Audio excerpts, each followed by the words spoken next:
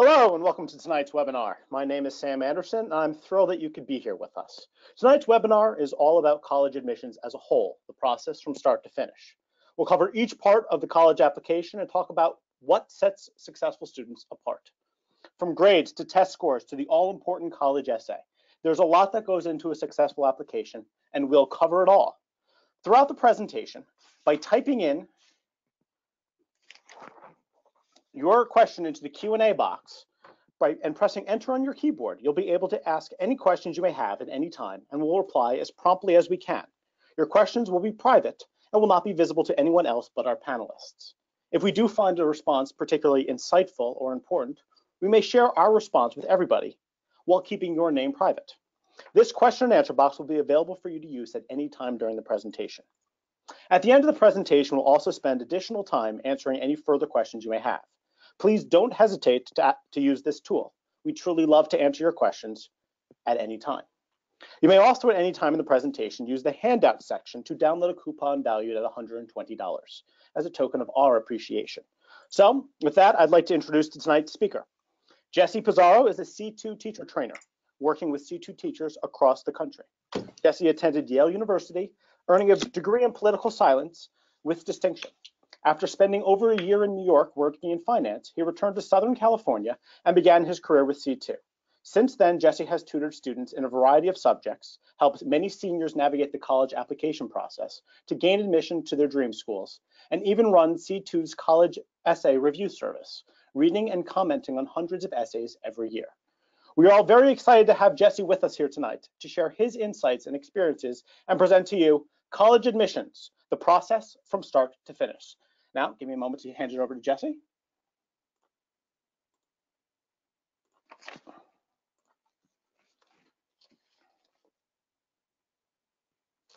All right, thank you so much for that lovely introduction, Sam, and welcome everyone to tonight's presentation.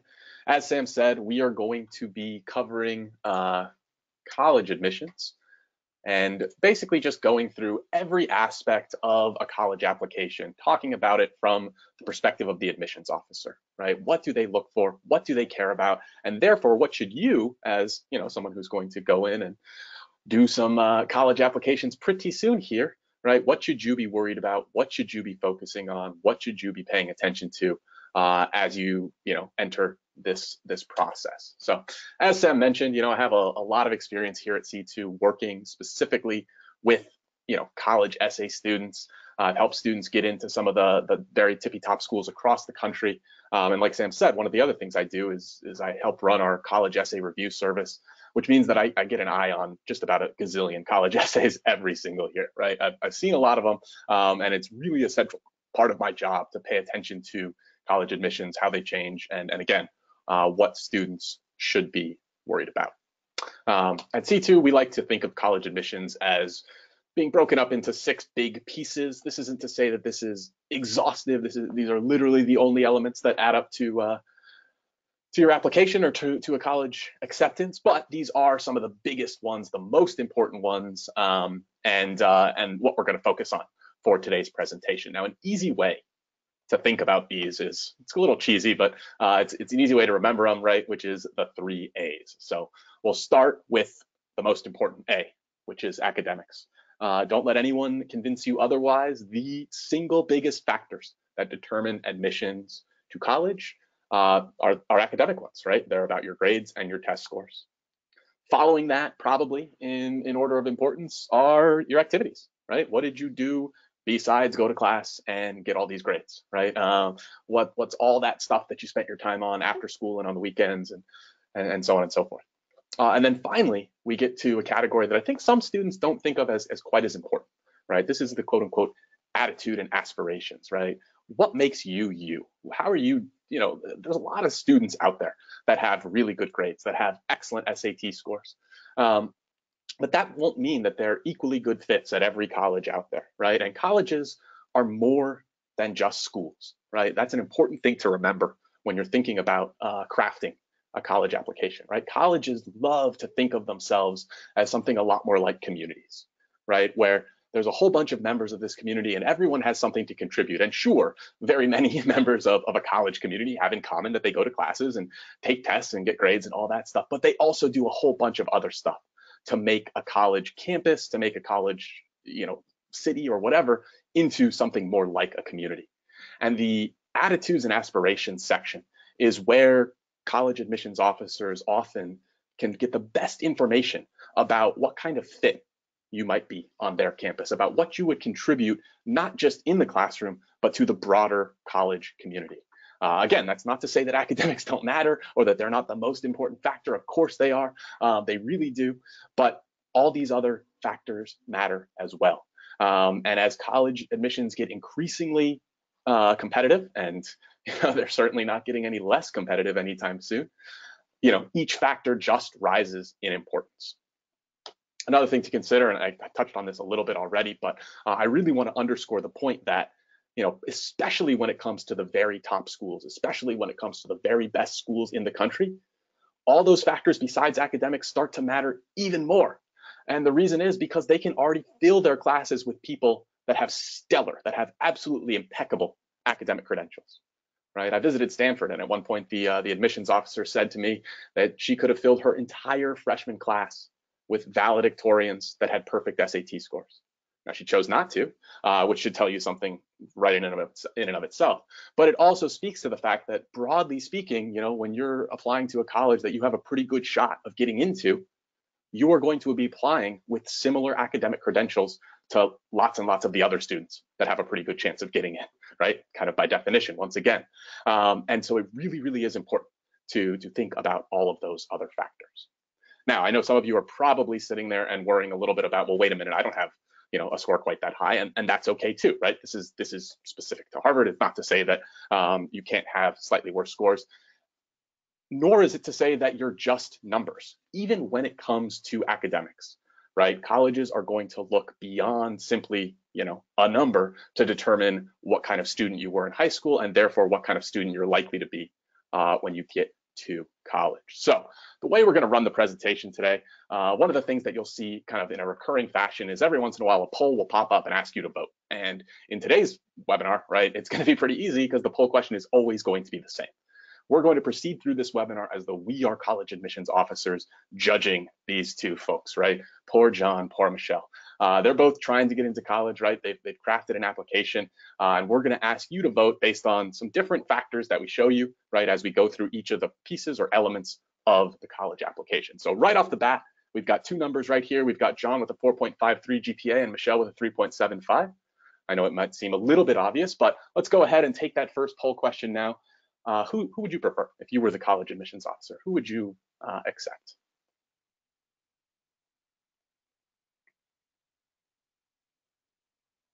Okay, and yes, I see that the vast majority of you are not surprisingly voting for John here because, hey, 4.5 is greater than 3.75, right? And that is totally reasonable.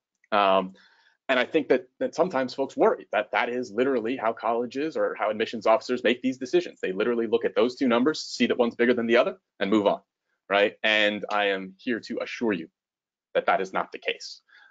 They are interested in a much fuller and deeper picture of your academic performance and thus your academic potential than simply looking at a number like a GPA or simply looking at a number like an SAT score. Now, of course, those scores matter. But what admissions officers are really looking for is a body of work, right? They want to see the whole of your high school experience, the whole of your high school performance. And they sort of judge a number of different factors, right? A couple of them are listed there right on the screen: skill, rigor, and commitment. Basically, colleges want to see that, you tried hard, you challenged yourself, right? You took classes that were about as difficult as possible for you or about as difficult as possible given the school that you attended, and that you stuck with it, right? That you continued to improve or develop or challenge yourself all the way through high school, right? Any rising seniors here thinking about dropping your foreign language as a senior, just because, I've done 3 years of it and I don't really like it.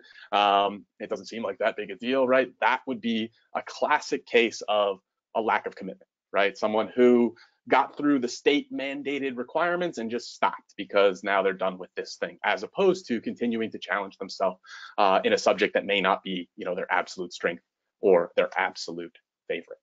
So college admissions officers are going to, I promise you, they're going to look at your GPA in context. They're going to ask themselves, what does that 4.53 mean? What does that 3.75 mean? And they're going to look at stuff to help them figure out what it means, right? Where does a 3.75 rank in this school? Does that put you in the top 2% of students? Well, maybe that's a really impressive GPA. Maybe it's a really hard school, or maybe they don't offer very many honors classes. And so almost no students have any scores that are scored out of 5 in their GPA as opposed to out of 4, right? How did previous students who came out of this school do? If they attended our college specifically, or if not, what does the school's strength over time look like? And again, how many honors or AP courses did this student take as a percentage or as a proportion of the available such courses at the student's school, right? Colleges try not to penalize you for sort of maximizing the opportunities available to you, right? So a student who takes the most APs possible at his school, even if that's not that many APs total, can still be a really, really impressive applicant, because again, they did everything they could given the resources available to them. So here we see an example of what they might call an info sheet, or basically just a way for colleges to organize information about students, right?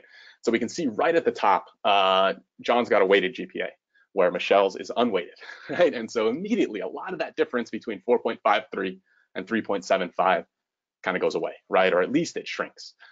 Each of them is in about, well, John's in about the top 5% of his class, while Michelle, we know, is in the top 10% of her much, much bigger class, right?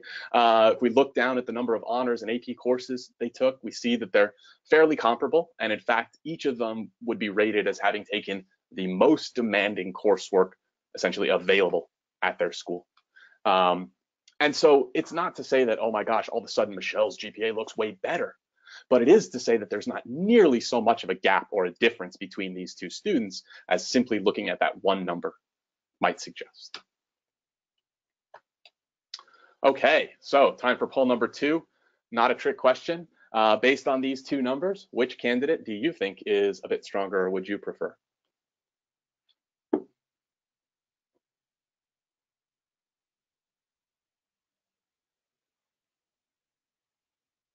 Okay, wow, yes. So unsurprisingly, once again, we have the vast majority of you favoring the bigger number, right? In this case, Michelle's 1530 to John's 1520. Honestly, there's really not very much difference between these two scores, right? 10 points is well within the margin of error when it comes to the SAT. So most admissions officers looking at these two scores would think of them as basically equivalent, as opposed to one being a lot better or one being, worse, really. That said, it's important to keep in mind that the SAT or the ACT is not the most important exam when it comes to college admissions. They matter. They are important, and they do provide a really nice benchmark, right? They provide almost like a control, right? A way to compare students as almost scientifically as we can, right? Or in other words, we know these students took very, very similar or equivalent tests, and each of them got this number, and that tells us something. But it doesn't necessarily tell us that much about how students will do in specific classes in college, especially classes that they might be interested in, classes they might want to major in, because the SAT doesn't test the same sort of coursework that you do in college, right? It tests the kind of thinking to some extent, and certainly, some of the math, I suppose, might show up in a college level math class. But in general, if you're interested in how's a student going to do in their freshman year courses, right? Did this student master the subjects that they sort of specialized in high school? Colleges are much more likely to look at things like SAT subject tests and AP exams. SAT subject tests are kind of like high school level tests, right? They're meant to show, did you achieve a high school level understanding or mastery of this subject? And successful students generally take as many SAT subject tests as they can possibly get good scores on. Okay, there is no upper limit. There is no, once you've got X good scores, you've got enough. I wish I could say that there were.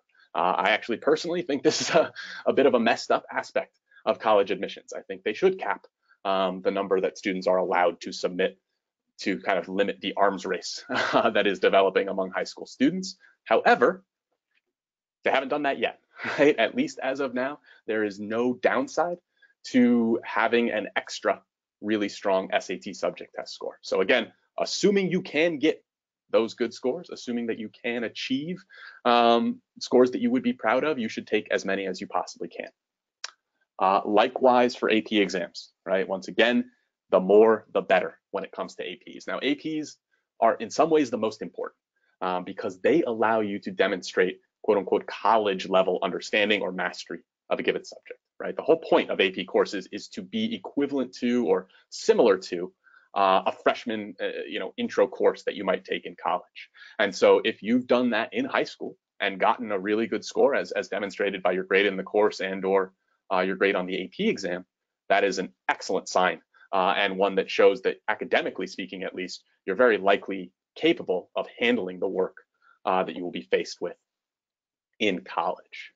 So if we start to look at John and Michelle and sort of drill down on some of the the SAT subject test and AP scores, we do start to see a little bit of a difference here, right? From two students who had equivalent SAT scores, right? And so you might think of them as kind of equivalent students. GPAs seem pretty similar, class rankings seem pretty similar. But once we get into those sort of tougher tests, right? Once we get to the SAT subject test and the AP exams, we start to see a little bit of a gap in Michelle's favor open up, particularly when it comes to math, right? John's math score falls from the regular SAT to the SAT subject test in math, whereas Michelle's actually goes up, right? Now, I'd say it's pretty rare that it actually increases, but the fact that it stays really, really high, and that's backed up even further by Michelle's 5 on the most difficult math AP exam that is available, right? The AP Calc BC, she pops a 5 on that. And so we can look through and see this through line of strength in math for Michelle is there and really, really strong. Now, John's got good scores, right? 4 on AP US History, 4 on AP English Language. Those are both excellent, excellent scores.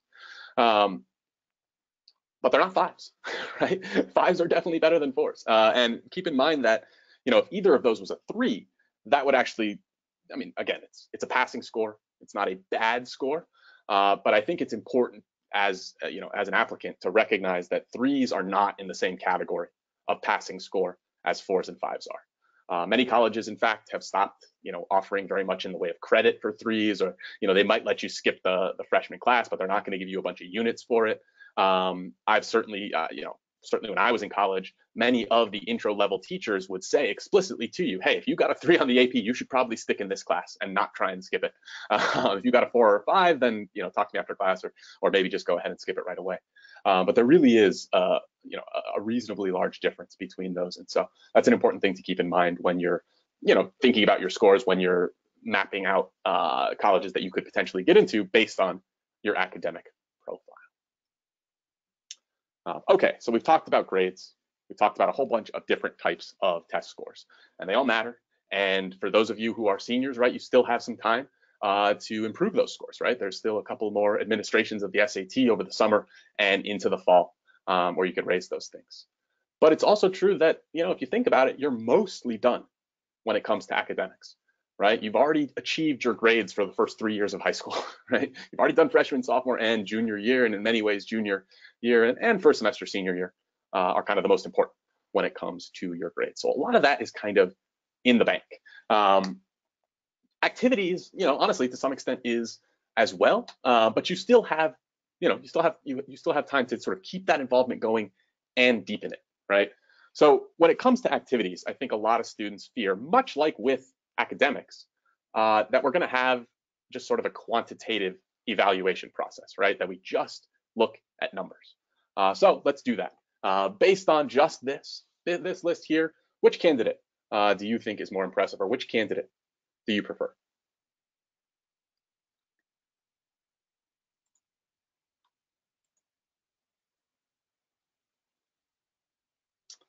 Okay, yes, and once again, kind of a lopsided vote, shockingly enough, but we see the vast majority of you prefer the student with just more activities, right? And I'm not going to sit here and tell you that more activities is worse, or that there is absolutely no, kind of quantitative component to this at all.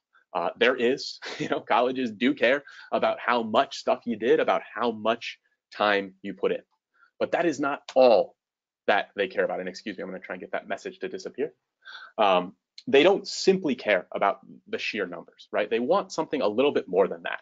And that's where at C2 we try to bring up this concept that we call the well-angled student, right? Many of you have probably heard that it's a good idea to be well-rounded. And the problem with well-roundedness is that it often leads to insufficient depth. It leads to a lack of focus, right? It leads to a student that does a whole bunch of stuff and does a little bit of all of it, but doesn't do a lot of anything, doesn't really devote themselves or dive into any one or two or three things. And therefore, when it comes time to pick stuff to write essays about, when it comes time to answer interview questions, when it comes time to, when it comes time to essentially talk meaningfully about your activities, about your experiences, about what they meant to you, or why you like them, or why you chose to get involved with them, or why you hope to continue that involvement when you get to college, right? Those students are often at a loss. They don't have much to say because there's just not the depth in terms of those activities there. So one thing we advise at C2, and particularly if we've got any younger students here, freshmen or sophomores, is to, start a little bit broad, right? Sign up for lots of activities as a freshman. But over time, winnow and focus, right? It doesn't mean just quit stuff willy-nilly.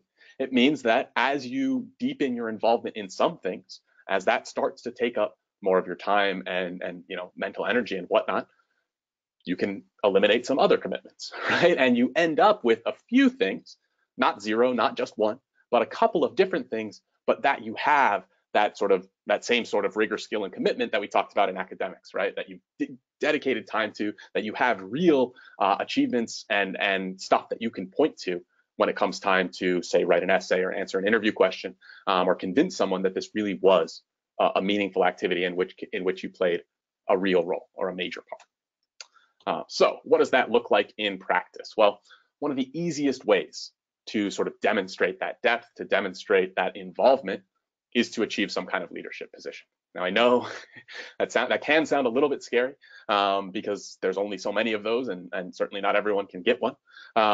And look, we've all been in a club where the president doesn't really do a whole lot, and it was kind of an empty title, or it was a little bit silly. And that's fair. That said, it's still a good way to show that, right? Even if it's imperfect, even if it isn't always true or something like that, right? It is something that colleges will often look to as a sign of someone's, deeper involvement or real engagement with something. I think that's especially true if it's something that's chosen, in some combination of by your peers and or advisors, right? Where it's not just you're the captain of the hockey team, it's that all your teammates chose you to be the captain of the hockey team because they know you show up to practice, they know you try hard, they know that, when they don't feel like, I don't know, doing some kind of conditioning drill, right, that you suck it up and get them all to do it and serve as a motivator or something along those lines. And if that's the case, right, that is what a captain does, right? That is what sort of makes for real dedication. And at the end of the year, you can take some satisfaction in having provided that sort of leadership. So obviously, if you can get those, leadership positions, if you can earn them, that's wonderful. But I would say, just as important as that is to pick things, is to deepen your involvement in things that kind of do real things, right? I don't know if any of you have been in what I like to call meeting clubs, but at my high school at the time, I was in the Key Club, and the Key Club was a classic meeting club. We would show up on Tuesdays to, I forget whose classroom it was, but we'd have a meeting. And at the end of the meeting, we'd, talk about the agenda for the next meeting. And then we'd all show up the next week and have another meeting. And there wasn't really a whole lot of other stuff where we actually went out and served and, cleaned up beaches or volunteered at elementary schools or whatever it is that we were supposed to do in Key Club. It didn't feel like that happened very often. Certainly not compared to the number of meetings we held where, the secretary read the minutes and the president called order and all the, the various folks in leadership positions did their thing. So try to avoid meeting clubs or clubs where there's not a whole lot of meat, right? Where real stuff doesn't actually take place that you can actually get involved in and potentially point to later. Another thing to kind of look out for is, if you can find some kind of through line or theme to your activities, that can be really, really helpful. It's not to say that you need to do the exact same activity 3 different times, right? That you need to join, Service Club A, Service Club B, and Service Club C so that you can say, hey, I'm really into service. But if there is especially something academic that you're particularly into, or that you intend to cite as the thing you want to major in, or you want to apply to a special program in that area, right? Having a couple of different activities that you can point to that indicate that interest or that validate that interest, can be a really nice thing to highlight in an application. That said, it's nice to show a little bit of range as well, right? It's it's sort of in a balanced way. Again, if you just do the same thing in sort of 3 different forms, you're in the orchestra and you're in the string orchestra and you play music for the musical or something like that. That's, again, all of those activities individually seem great, but it really is just a lot of music, right? And there's not a whole lot of, if you were trying to say you had some other interest beyond that, it would be very hard to substantiate. So again, can you find some kind of thematic element or through line without kind of going overboard? And once, I'll emphasize this as many times as possible, did you do real stuff, right? Was there valuable active participation put in on your part? Now, I've talked about quantities a little bit already, right? And again, there is a minimum, right? They're going to expect you to have hit some number of hours, some number of weeks, some number of years when it comes to these things that you claim to be dedicated to or passionate about. One of the things that makes me the saddest when I work with students on college essays is when I get a student who wants to write an essay about something. They tell me that, oh my gosh, I love basketball so much and it helped me develop, into the person that I am today. My coach was a really great role model.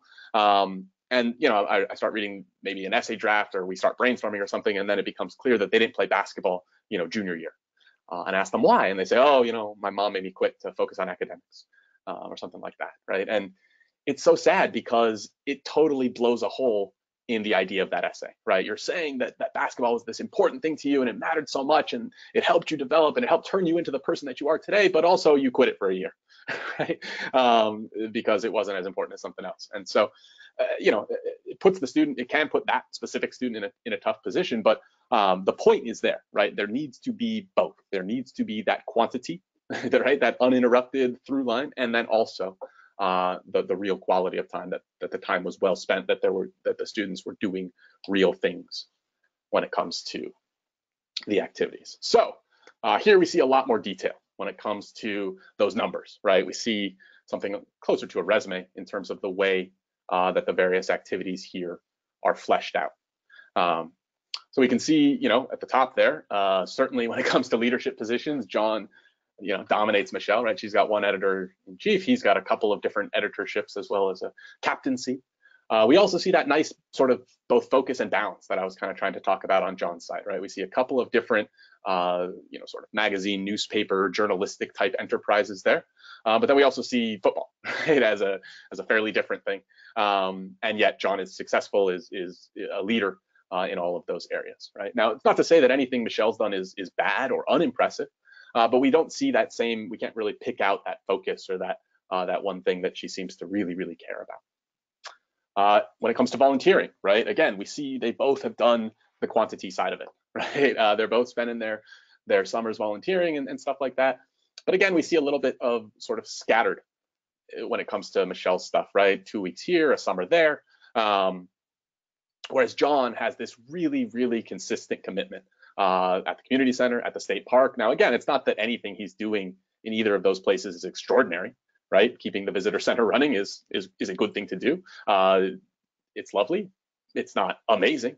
But at the same time, the fact that he's gone there every single Sunday for presumably years now, right, means that it's very likely, one, that he really is committed to this thing, right, that he really does care about it, and two, that he's had the sort of sufficient volume of experiences of things happen and situations that he's had to deal with and, crazy stories and whatever else, that should he choose to write an essay about that volunteer experience, he'll have material, right? He'll be much more likely to have good grist and not have to pack everything into the craziest Habitat for Humanity trip of all time, right, if you wanted to spin that into an essay.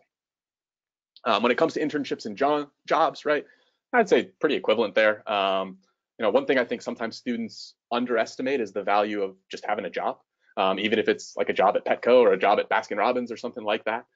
there really is something about the sort of responsibility of having a job, having a paycheck, having a real boss, having to punch a clock, learning the value of money, that can be a really nice thing to kind of highlight on a resume, or that can be impressive to admissions officers. So I wouldn't necessarily think that John has some massive advantage when it comes to internships and jobs, but I do think that, you know, looking at this helps put into a lot better and more accurate context, right, these two candidates, where we thought Michelle was dominant just based on the sheer volume of stuff, with the more nuanced and kind of deeper look that admissions officers are likely to take.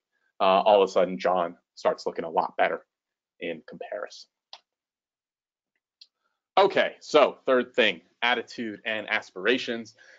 You know, there's a whole bunch of sort of little things that go into this, as well as the one big thing, right? The elephant in the room, which is, of course, the college essay. But let's talk about some of the other factors first that can influence colleges' perceptions of your attitude and aspirations. And first one to talk about is letters of recommendation. These are, you know, sort of a classic thing that colleges ask for. I have a bunch of advice for students when it comes to asking for letters of recommendation. I think that one thing that's really important to recognize is that you know your teachers better than they know you most of the time, right? Or in most cases. Just think about the sheer numbers, right? Your teacher, maybe they have 5 classes of 30 students every day. That's 150 different people, right? You have what, 6 teachers, 5, 7, something like that. So the sort of directionality there, it makes it very clear that it's going to be really hard for your teacher, unless you have a really great relationship with them beyond simply the classroom, to write a really interesting letter of recommendation on your behalf. And in fact, my guess is that when teachers are asked to write letters of recommendation by students that they don't know very well, one thing that many teachers do, many high schools do, is require students to fill out what are called brag sheets. And when it comes to a brag sheet is essentially a resume, or it's like a mini college application, basically, right? It's a bunch of questions where you list out your interests and your grades and some of your qualifications. And then maybe there are some questions of the style that you might see on a college application. You know, tell us about your dreams and goals. Tell us about why you want to go to college and at these schools, and, you know, what makes you think you'd be a good fit, those kinds of questions. And some students take these really seriously and try really hard on them. And they end up with really great letters of recommendation. And other students don't take them very seriously or don't try very hard on them, and they end up with quite poor letters of recommendation. And that's because, you know, think about it from your teacher's perspective. They don't know you very well. They're not sure exactly what to write in their letter beyond the sort of academic stuff, right? They can obviously summarize your performance in their class, but in terms of what makes you, what makes you tick, what makes you stick out from all the other A students they've had over the years, right? That's where the brag sheet comes in handy. That's where they're going to be looking to for information about you. And so if you've done a poor job on that, right, not only are you not giving them much in the way of information, you're also kind of insulting them, right? A letter of recommendation is a favor from your teacher to you. Essentially, you've asked them to go home and spend a couple of hours writing an essay for you, right, or about you. And that's not, you know, necessarily the most fun thing to do.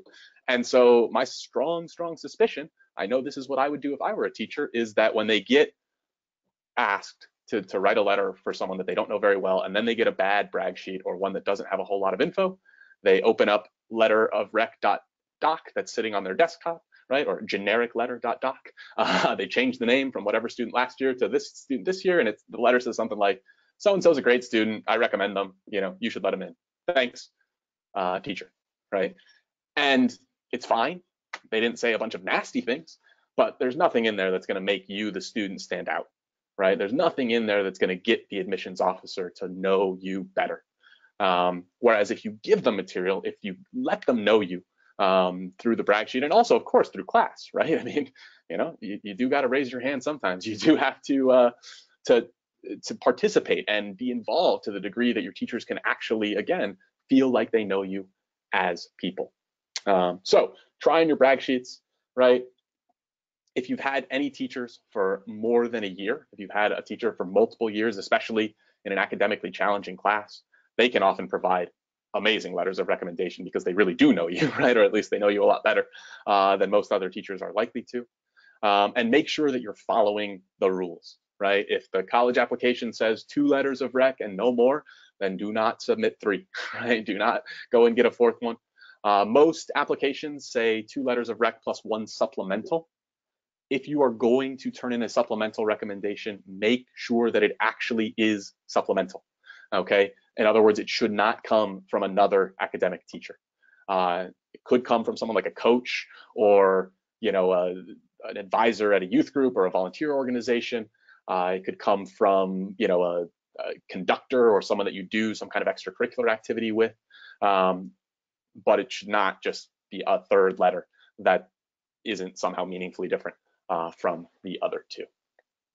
So the other kind of letter of rec that you have to worry about, it comes from your guidance counselor. This isn't that big a deal because it's not as much about you. It's much more about your school, right?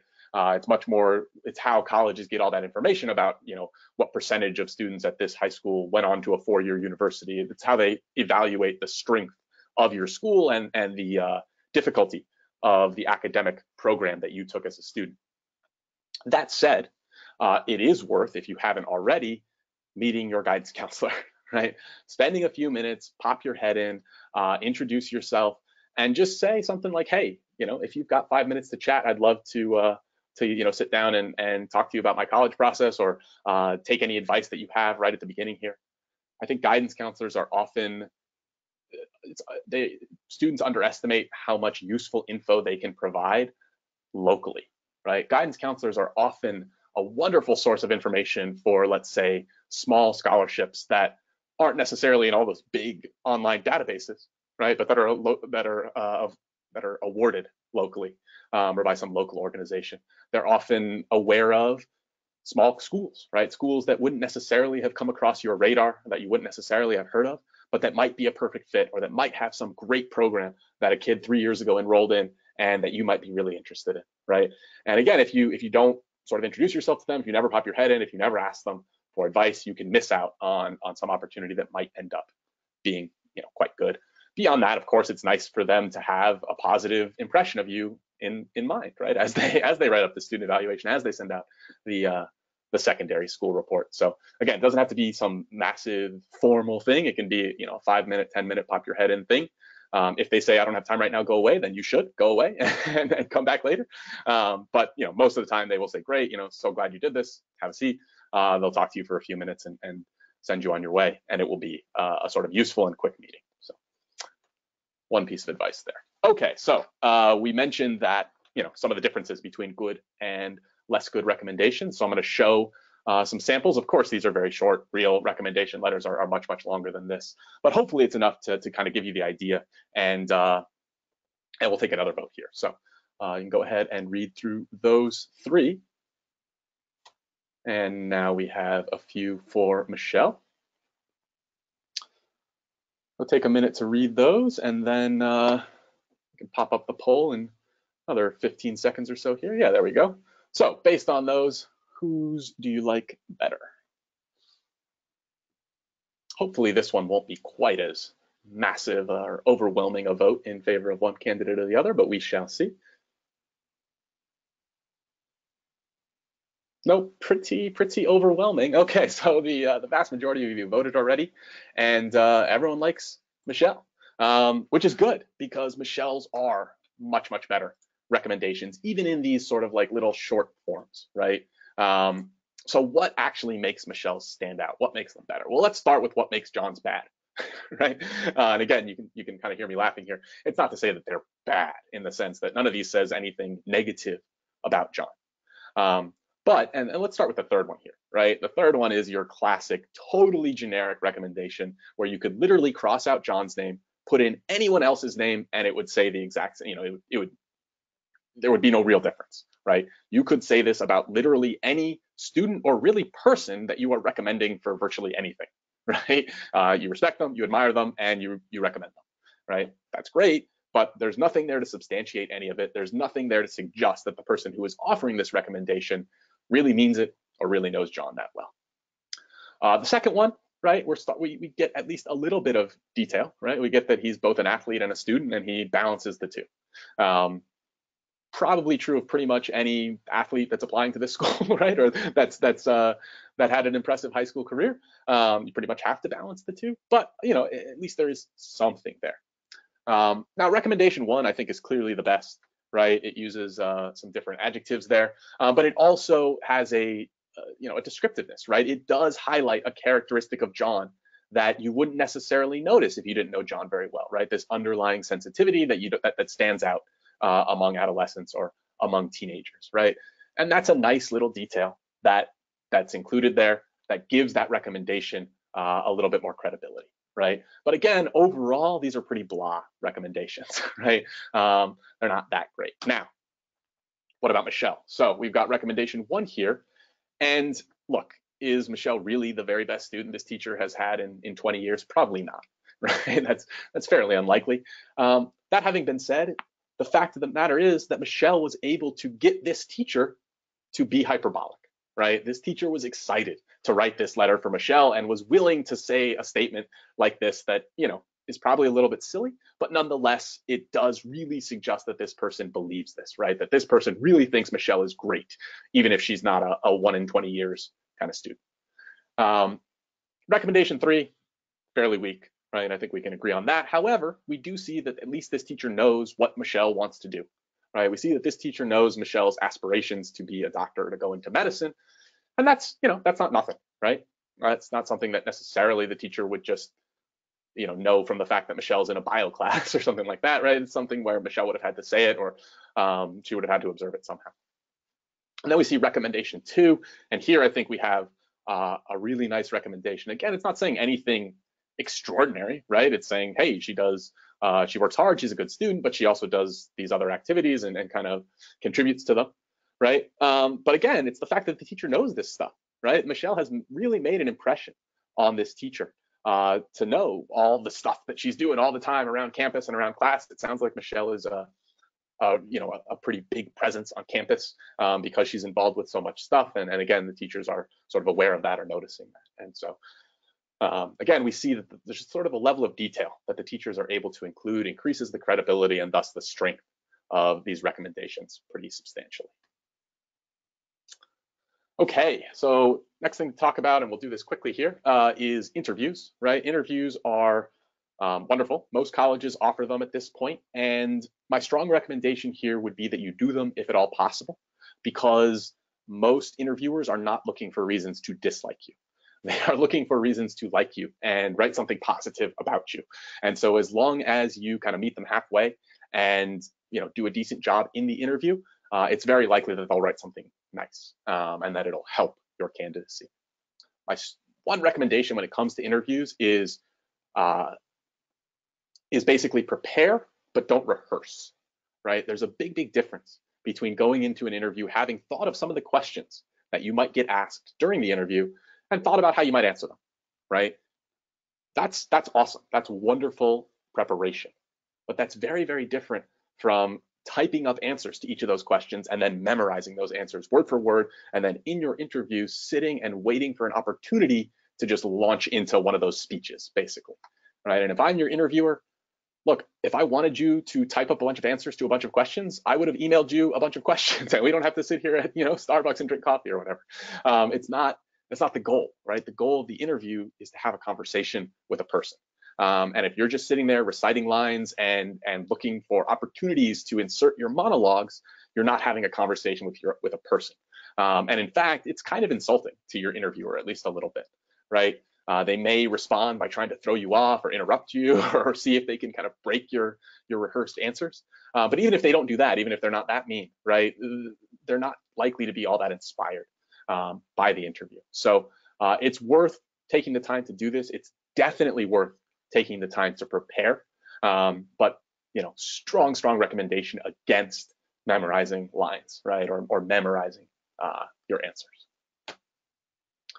Okay, and then the big one, right? The college admissions essay. Now, we're going to go, we're going to just touch on the essay here, right? It is one part of a larger process and application.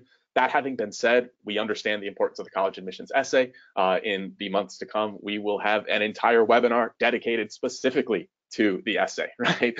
So, we'll go into much greater depth there, but we will touch on it here. It is part of course, the college interview, and it is in some ways, the admissions officer's best, insight into you, the person, at the time that you're applying to college, right?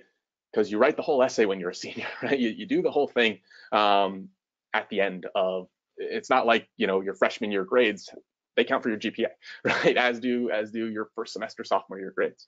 But the essay, as of application time, is entirely under your control, right? You need to somehow distinguish yourself via that essay.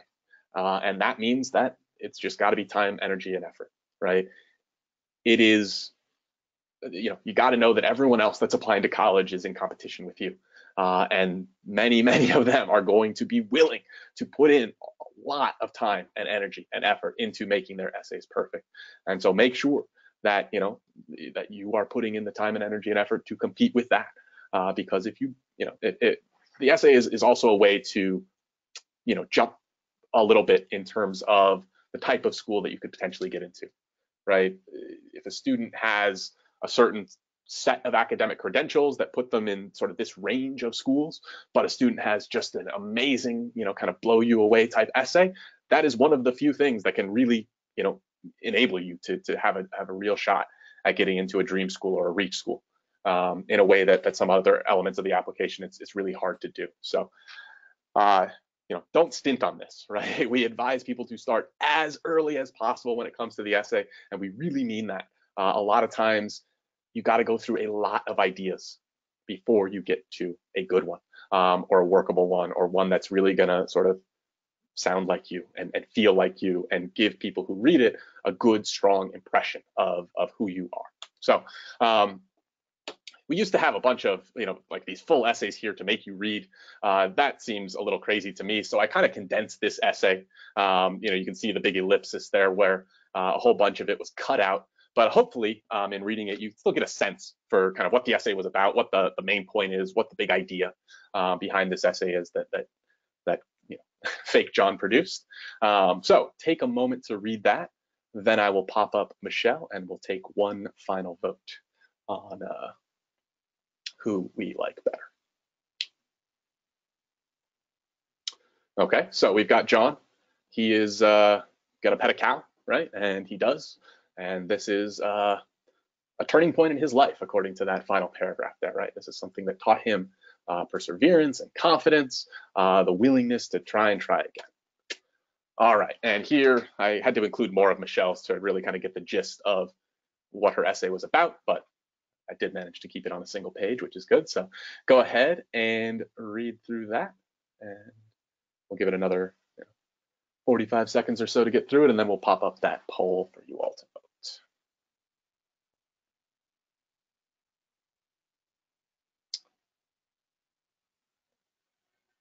All right, so we've got Michelle here, and she's written about her hair, at least in theory, but it's more about self-acceptance, right? And sort of getting over this this worry or this fear of what other folks think of her, and learning to love herself or be happy with who she is.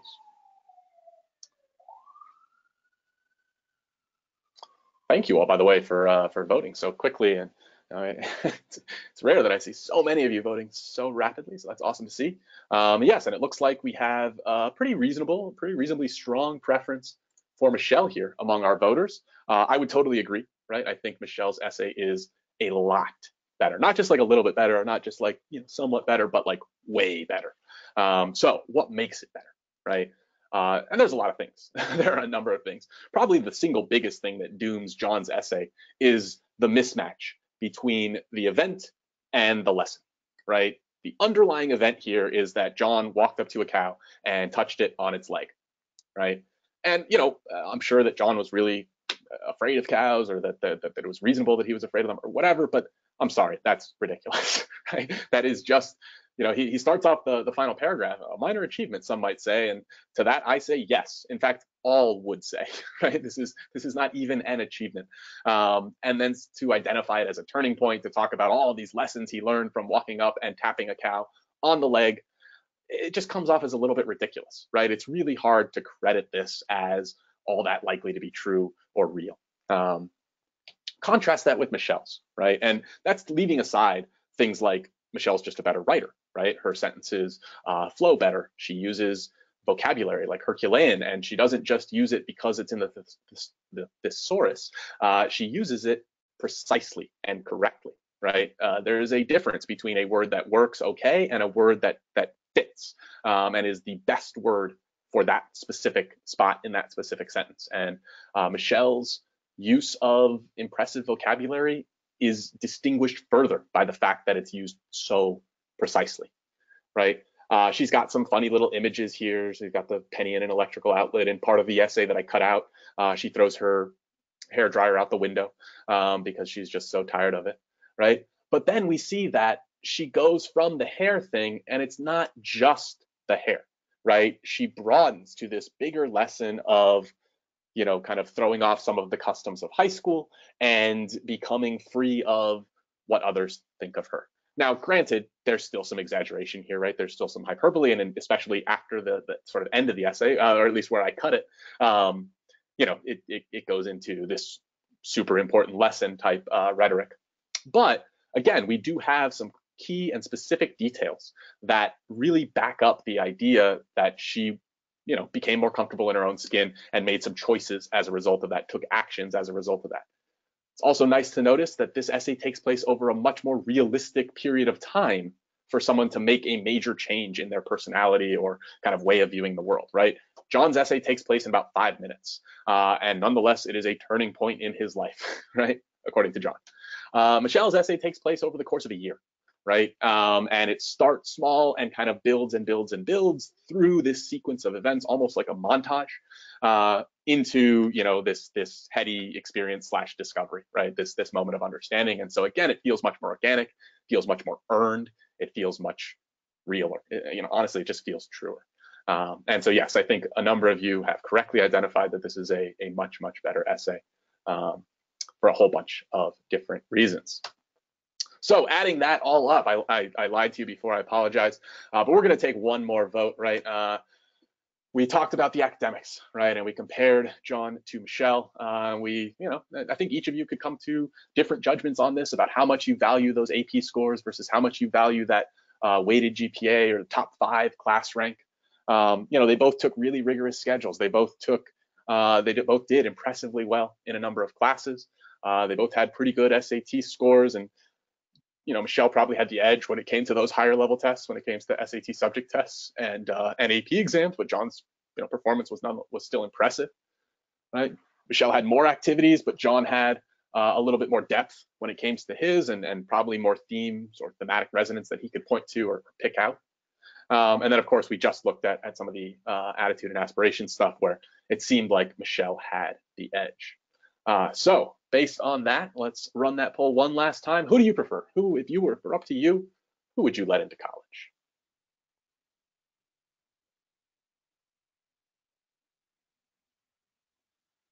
Okay, and I don't even need to see all that many of you vote. It seems like the dominant and massive preference is for Michelle. And so we saw how, you know, through the course of this presentation, from the very beginning, the first vote was massively in favor of John, right? We saw that huge GPA number. We saw Michelle's was, you know, 3.75, and that's not necessarily all that impressive. And yet, through the process of going through the entirety of the application, seeing all the factors that admissions officers really do consider and think about and look for, we have an overwhelming favorite initially, John, turn into an overwhelming favorite of Michelle by the end of the presentation here. So hopefully that really does underscore for you the fact that there is more to this process. There's a lot of depth. It's worth investing in terms of your time, your energy, and your effort. There's a lot that you can do to make yourself attractive to these schools. And so, you know, I would encourage you, especially you seniors, to get cracking pretty much as soon as you can. Now, of course, C2 can help with this, right? I mentioned our college essay review service. We have tons and tons of teachers who are absolutely exceptional at working with students through this process, at taking them from, I don't know what to write about, to this is an awesome essay, I'm so happy that I'm turning it in, you know, to this dream school or to this school that I think is impressive. I think part of, you know, I think the reason that our teachers work so well with our students is because we hire really high quality teachers. It is something that is a real point of pride for me as a teacher trainer, right? I very much enjoy working with the teachers that we hire each week. And it's because, the qualifications are quite rigorous, right? We don't just sort of hire people off the street or based on their past achievements. When you come into C2 and try to get hired, the first thing you get is an SAT, right? We just hand you a test. I remember I kind of laughed when they gave it to me because I thought, I had a pretty good SAT score. I went to a pretty fancy school. I didn't think I was going to have a lot of trouble getting hired, and instead I just got handed an SAT. Take this, and if you do well, right? If you prove that you can still kind of do it, we don't care what SAT score you got in high school. We care about now. Then we'll interview you, right? Then we'll train you. Then we will certify you to teach various subjects and monitor you and train you and make sure that you're doing as well as possible with each and every one of our students. So I would strongly encourage you to both download the coupon, right? I remember Sam mentioned it right at the start of the presentation, but in the handout section of that control panel, you should see a coupon. It's a coupon that we value at over $120. It allows you to come into any C2 that you'd like and take one of our practice exams, but more importantly, sit down with one of our center directors and consult on the results of that exam. They will take you through, the full score report and not just say, oh, you got a 20% on triangles or you got an 80% on subject-verb agreement, but here's what that means, right? Here's what that means about if you were to come into C2, how we would help you raise that or how we would help you improve that. Here's what that means about the next couple of years of high school and what kind of, sort of college path you should be on. And being able to sit down and pick someone's brain like that, who has done this with, hundreds, if not thousands of students, is really valuable, if not invaluable. So I would encourage you to download that coupon. Beyond that, if you would like us to get in touch with you, right? If you want the C2 that is closest to you to get in touch, go ahead and just submit a question. Submit a question with your name, your zip code, and really that's it. If you want to include a name, zip code, and phone number, and just put it in the question box. You don't need to receive an answer or anything like that. But if you put it in there, we will make sure that whatever center is closest to you gets in touch as soon as possible. With that, I want to thank everyone for coming, and we'll spend a minute or two taking some of the questions that you all have put into the question pod throughout the presentation, at least for a couple minutes here while we still have time before the webinar ends. So let's see here.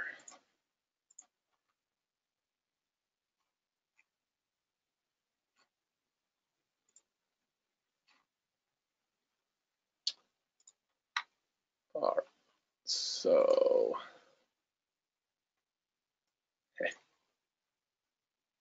there's a question about, is it better to take an honors class and get a B or to level down and get an A? How important are honors versus regular classes? It's a great question. And there's no real good answer to it. I mean, the correct answer to it is to take the honors class and get an A, right? That's what colleges are really going to be looking for. That's what they're going to want to see. If it's between the two, I would say that in general, it's probably better to still take the honors class and get the B. If it's going to be a C in the honors class, then it starts to be more of a question. But another thing to consider is just to what extent this class is kind of in your broader plans, right? In other words, if you intend to go be an engineer in college, you need to take the honors math classes and the honors physics classes. And honestly, you pretty much need to do well in them also. Whereas if it's a more peripheral subject or subject that you're not necessarily planning to pursue in greater depth, then I think you could at least make a stronger case for just taking the regular class and not worrying about it quite as much.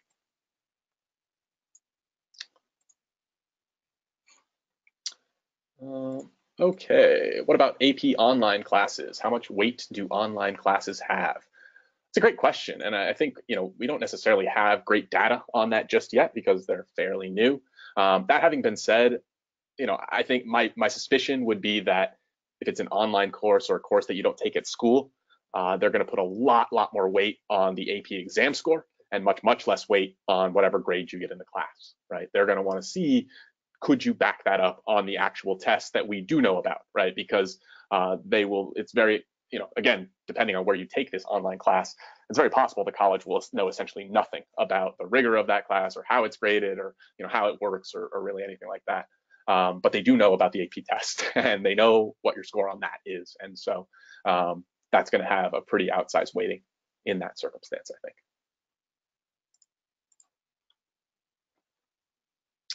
What about courses taken at community college? How are those viewed? Yeah, I would say those are viewed as essentially equivalent to something pretty close to an AP class, maybe just as an AP class. Probably varies a little bit from college to college. It may vary based on what exact class you're taking at that community college.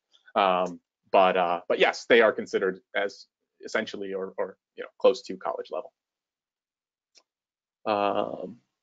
What if your school doesn't have any AP classes? So that's a great question.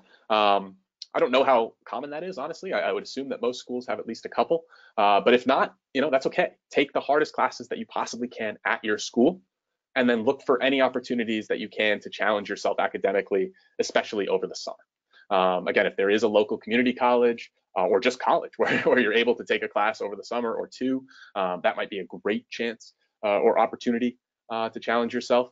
I know that in some districts, if you are an excellent student at a school that doesn't offer a certain class, but another school in your district does, you can sometimes arrange to take that class first period and then take the bus back over to your normal school for the rest of the school day, or something like that. So you may want to investigate that. But basically, you just want to look for every opportunity you can outside of your school to challenge yourself and to demonstrate just how impressive of a student you can be, because you don't have quite as many resources to be able to demonstrate that at your school.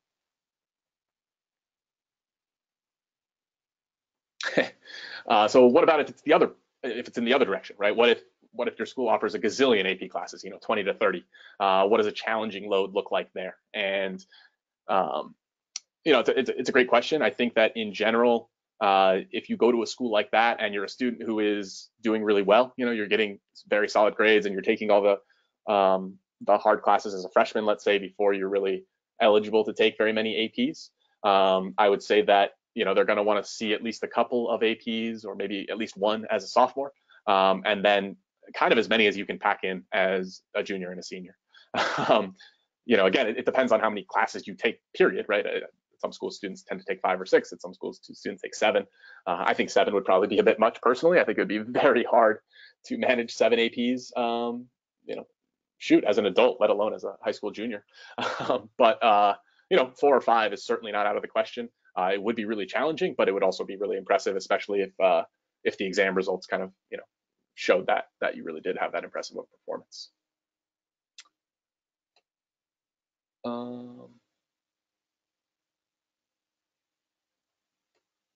Okay. Can a supplementary letter of recommendation be from an internship job manager or boss, or from the director of a nonprofit organization? Yes, absolutely. In fact, I would suggest that those are some of the best types of things. That is exactly what a supplementary recommendation is, right? Is one from one of those type of people as opposed to just another teacher.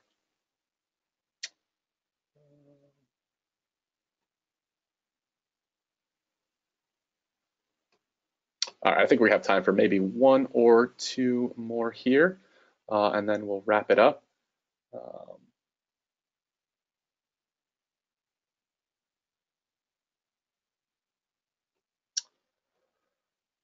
Okay, so you've talked a lot about top students. What about the C+ or B- student who's got an ACT score of 28? So yeah, I think one of the things I tried to do, and apologies if this didn't come through as clearly as it might have, is try to give advice for students no matter kind of what band of applicant you are in, right? If you're a C+ and a B- student, you have an ACT of 28, okay, well, one, you still have time to potentially raise that ACT score, right? It's not set in stone. You've still got this coming summer and into the fall to potentially retake that exam a couple more times. Now, exam scores don't just go up because you take it again, right? You have to work, you have to put in some time and energy and effort, but there's a lot of resources both at a place like C2 and just online or in your local library that can help you put together a plan to study for that exam and raise that score. Even students that don't have the greatest grades in the whole world, they still should, generally speaking, take SAT subject tests. Hopefully you've taken a couple of those already if you're going to be a senior this coming year. If not, you may want to look into that. Although again, that may depend on the sort of colleges that you're considering or attempting to apply to and what their admissions requirements are. Beyond that, this is the kind of student that's going to want to put a little bit more emphasis on things like activities, the essay. It's going to be essential for this student to get really strong letters of recommendation, especially from the teachers in whose class the student has done well, right? Hopefully there are at least some classes where the student has really outperformed. Maybe there's a class that the student's particularly interested in, or that's in the student's professional field when they go to college. But yeah, I don't think any of the advice here doesn't apply to a student that doesn't have quite as good of grades, because again, you still want to stand out in every other area of the application as much as possible. Okay, so with that, I think we're going to wrap up. We're a little bit over time here, so I thank you all so very much for coming. Hopefully you found the presentation useful and interesting. I wish you all the very best of luck with those college applications, and of course I would encourage you one more time, if you would like C2 to reach out to you, right? Submit one of those questions with your name, zip code, and phone number, and go ahead and download that coupon in the handouts area of the GoToWebinar control panel. Thank you all so much, folks. Have a wonderful evening, and good night.